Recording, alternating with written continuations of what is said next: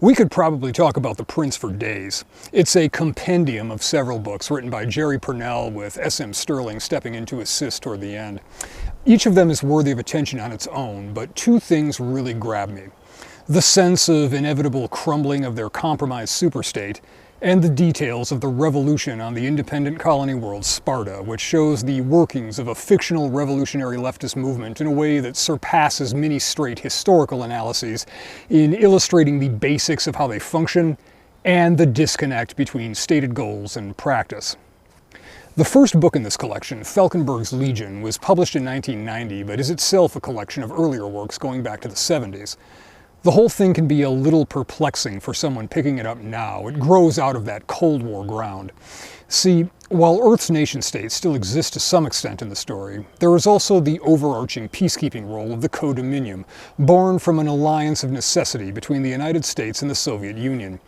To avoid nuclear annihilation, the two superpowers grudgingly held their noses, shook hands, and went to the stars. But it's not so much peace as desperation. Technology is kept largely stagnant by severe restrictions on research and development in an effort to maintain the delicate balance of power. Earth is overcrowded and starkly split between the rich and powerful and the vast surplus population kept fed and doped up on welfare islands or scooped up by the Bureau of Relocation for forcible resettlement on the colony planets, where they are not wanted by the people already living there.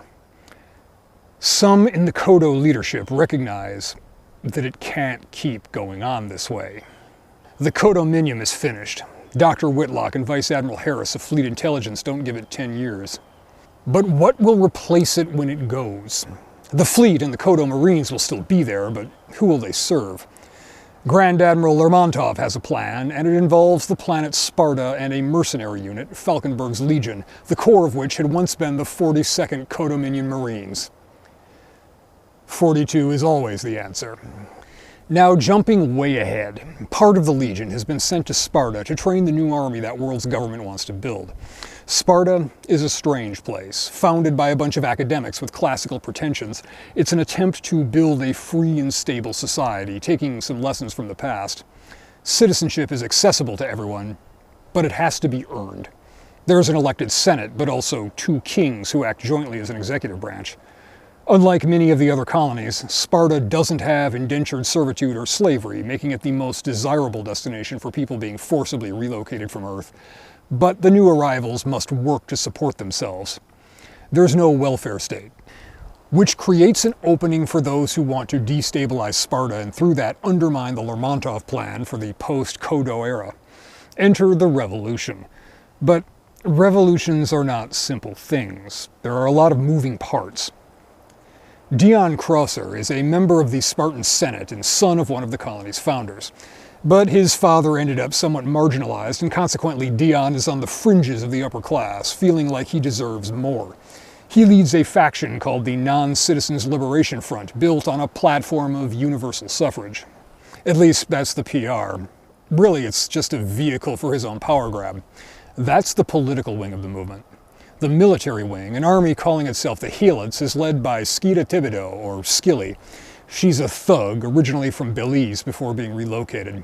She's mostly self-educated, quite clever, and utterly ruthless. Between them, the revolution is fought both politically within the institutions and the public perception, and against the government with a campaign of sabotage and guerrilla actions.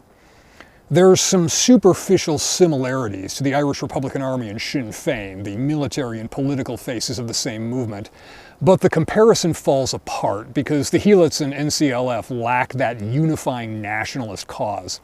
They have slogans, a disaffected population with easily stoked anger, and they each have their own agendas.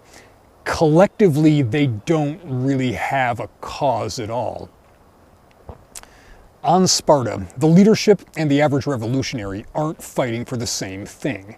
Krauser is already part of the establishment, he just wants to restructure it with him on top. Skilly is an outsider and a career criminal who sees it as a vehicle to grab wealth and power for herself. The revolution is just a heist to steal an entire planet. She doesn't give a shit about the downtrodden beyond their utility toward that end. She's not creeping through the jungle out of idealism. She's doing it for the payoff. Outback is bugs and boring, solamente, you know? Skilly is here because of her job. Then it's city life for her. I'm not even going to try to do the accent. And of course, the rank and file, the people all the propaganda is for.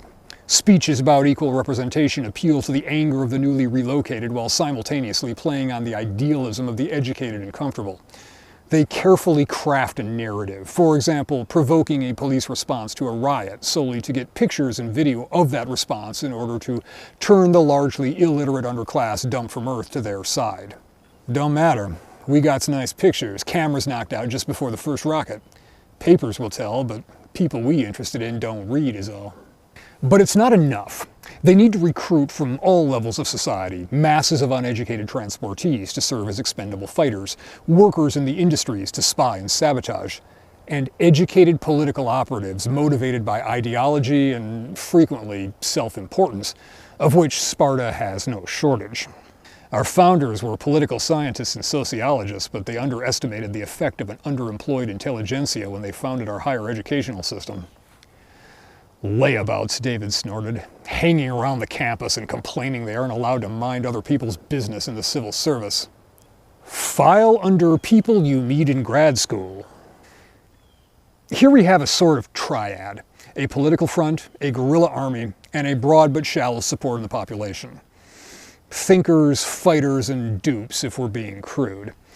This creates serious problems for the government it's directed against, but there's another vital component. Adrian Bronson is a member of the CoDo Grand Senate on Earth and head of a substantial faction positioning itself for the inevitable CoDo collapse. Not only does destabilizing Sparta undermine his political opponents, it also allows him to hurt enemies personally, including Falkenberg. Successful revolutionary movements have outside support to some extent, powerful interests using them for their own short-term gains. It doesn't mean they're straight-up puppets, only that they are in some way the beneficiary of outside assistance. The Bolshevik Revolution may not have happened without Germany trying to destabilize Russia. Mao received financing and arms through Lend-Lease, though as a junior partner to the Nationalists, and later direct aid from the Soviets. Perhaps the best comparison in this case is Rhodesia. Not only were the ZANU fighters being directly backed by the Communist bloc, but Rhodesia itself was actively blocked from bringing in fuel or munitions by Western powers.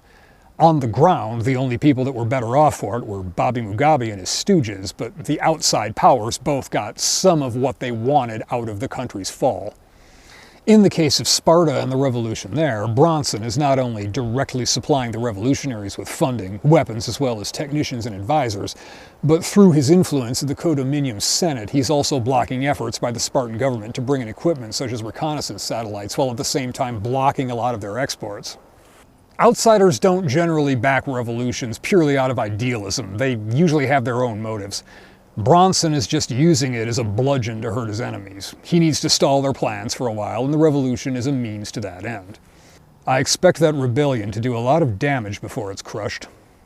The real work of bringing down the Spartan government is destabilization, delegitimizing institutions while at the same time using them as cover, and forcing the regime to respond to sabotage and terrorism with repressive measures that both spread its resources thin and provoke resentment in the population, driving them to support the revolutionaries. It's deliberately presented as textbook insurgency. I've been studying the patterns of operation, and I think I know those commanders better than they suspect I do. In particular, I am certain I know what books they have studied. There are nods to Mao's On Guerrilla War and the subverting wisdom of Lenin and Trotsky. And they'll push for harsher measures on the non-citizens, which drives them into our camp. The worse the better, that what that Ruski man Lenin say, no?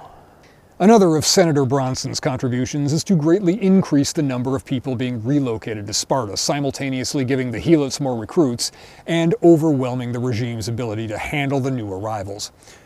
Push the system to the point of failure. It's essentially the Cloward-Piven strategy, introduced in 1966 by Richard Cloward and Francis Fox Piven in an article titled The Weight of the Poor, A Strategy to End Poverty. In short, get as many people as possible on the welfare rolls, overwhelm the system to the point of crisis, then use the crisis to push through wealth redistribution and a socialist system. In this case, it's more direct, just swamp the immigration system with people that don't want to be there. Together, this all puts the Spartan government in a very difficult position. But not quite difficult enough. The revolutionaries do still need to win some actual shooting battles, and they're very much outmatched. The Helot army is recruited from deported undesirables and has a lot of violent criminals in its ranks. They like to loot and they're quite rapey, which is hard to put a positive spin on. More fundamentally, they use methods that would draw the codominium down on their heads if not for Senator Bronson's patronage of their revolution. During the first major battle of the conflict, Skilly has an overly complex plan to draw the Spartan and Legion troops in and then hit them with a gas attack. In that world, as in ours, use of chemical weapons is frowned upon, perhaps even more so as war has transformed into small contained conflicts, often with mercenary forces on both sides, and therefore conducted with an eye toward minimizing loss of men and equipment, all of which is expensive. It's also worth noting that while technology has been kept mostly stagnant, in some ways warfighting has actually gone backwards in these books. They have body armor that is so effective that present-day intermediate cartridge rifles can't penetrate it, requiring higher power ammunition that's impractical in automatic fire. Additionally, air defense systems are so portable and widespread that the use of aircraft in combat areas is extremely limited. You're probably not getting that close air support you called for. Armored vehicles have to be trucked through interstellar space, and usually the local industrial base can't support fueling them anyway, so big tank battles aren't a thing either. Most combat is between formations of infantry with semi-automatic rifles, and that's the environment where Skilly tries a gas attack and what she intends is a crushing decisive victory. Doesn't work. Later she deliberately targets non-combatants, women and children, with a ballistic missile. By the time the war has turned decisively against the Helots, they're going to use a nuclear weapon acquired from off-world. Nukes are the big CoDo no-no. But at that point, they're in so deep it doesn't really matter. It's win or die. Which brings us to another element of revolutions. They usually don't turn out like anyone expects, and the outside backers often end up getting burned in the long run. During the Great War, Germany facilitated Lenin's return to Russia in order to destabilize the country and get them out of the war. That backfired on Germany a generation later. Providing aid to the Chinese communists during and after World War II proved to be a headache for everyone involved on both sides of the Iron Curtain, though you have to give Mao credit for his hide and build strength while Chiang fights the Japanese strategy. In the case of Bronson's support for the Helots, the end result is a strengthened and more militant Sparta with an experienced army and several ships of the codominium fleet joining them, a result worse for him than the thing that he was trying to prevent in the first place. The book plays with the dilemmas and compromises facing both sides, and it gives a sort of generic portrait of the kind of people that lead those movements. The disaffected philosopher who rails against the establishment because he failed to be part of it, and the idealistic young students that take his words at face value. The cunning and ruthless revolutionary leaders that, if they win, become cunning and ruthless tyrants. The government is blind. It strikes at the air, but it can't catch us. We cut it and turn away, and soon it will bleed to death and we be the government. Look around you. We didn't harm a hair on your heads. We didn't touch the tools or work stock or barns, because all this will belong to you when the people rules. She smiled broadly. And if you gallows bait believe all that, Skilly has this card game she could teach you. Skilly is vicious, but calculating. Sometimes over-calculating. She develops complex battle plans, and when they fail, she gets fixated into paranoia about traitors in the ranks, moles, and rivals that want to seize control from her.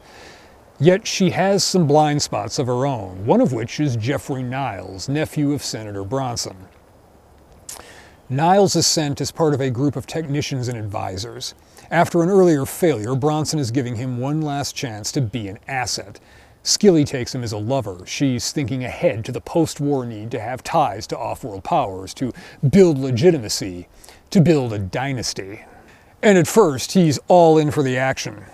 But as the war drags on and the atrocities mount, he starts to have some reservations. It had seemed so romantic. Help the poor against the Spartan aristocracy, overthrow the tyrants. But the Spartan kings weren't tyrants, not at all. And the poor, the downtrodden? He thought of what Skilly had ordered. Kill all the prisoners. I was on the wrong side.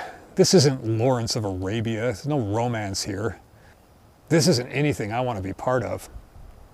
Niles has a complete character arc, from misplaced idealism to disillusionment and finally stepping up to take responsibility for his actions and do the right thing. In this case, helping a captive escape brutal death at the hands of the Helots and inform the Spartans about the nuke. He's the face of, it's never too late to be better in this story. And while there's plenty of heroism to go around in this one, Niles is the one that has to accept that everything he thought was true isn't, and he's been on the wrong side his whole life. That can be a lot harder than fighting someone else. Another thing, his arc also illustrates one of the key aspects of the appeal of radical leftist ideologies in particular. The entry point is the same basic idea. The world is unjust, all these people are being exploited so these few people can get rich. It's not fair and we can do better. It's an attractive idea because it appeals to our sense of justice, and because it's aspirational at its core, it's easy to romanticize. By accepting the idea, you become the good guys, resisting the tyrants and helping the downtrodden. And as long as you stay at that level, it remains pure and therefore unassailable. And I think that's why so many people in the universities gravitate to these ideologies. It offers a low-risk way to engage with a struggle against injustice, and because it's in a mostly theoretical space, it's insulated from real-world failures. That insulation makes arguments almost incoherent for both sides because some are arguing for this idea of correcting injustices, while the other side is arguing against real-world examples of where these movements have ended up, like Stalinism. One guy's talking about fairness and the other about gulags, or one is arguing for workers controlling the industries and the other arguing against direct government control of those industries. And like Niles discovering the disconnect between what Skilly says and what she does, it's a process that doesn't happen without some direct and uncomfortable exposure. As long as it remains in a theoretical space, the ideal can be kept separate from the reality, and they can argue for that pure ideal instead of gritty past examples and all the horrors that came with them. And that's how these movements historically have a foot in the establishment, and they need that presence in a respectable, normal society. Whether we're talking about Lenin working as a lawyer in Petrograd, or Mao connecting with the core of what would become the Communist Party of China while attending Peking University, the man-the-barricades part of revolution depends on that comfortable institutional support to succeed. First, look at what you're facing. For 20 years, Crocer's been laying a political framework without much opposition. After all, it didn't occur to anyone that organizing the non-citizens was anything but an exercise in futility. I mentioned this was an archaic sort of place. Well, you've got something really old-fashioned here. A real, honest-to-God Leninist Maoist vanguard party that believes in itself.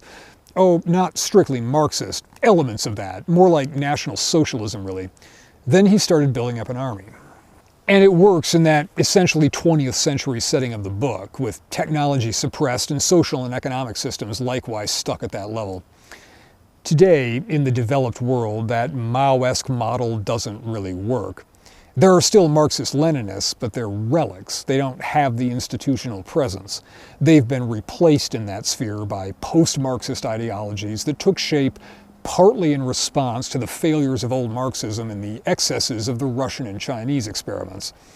Revolution, at least in the Western world, has been replaced with a long march through the institutions to transform them from within.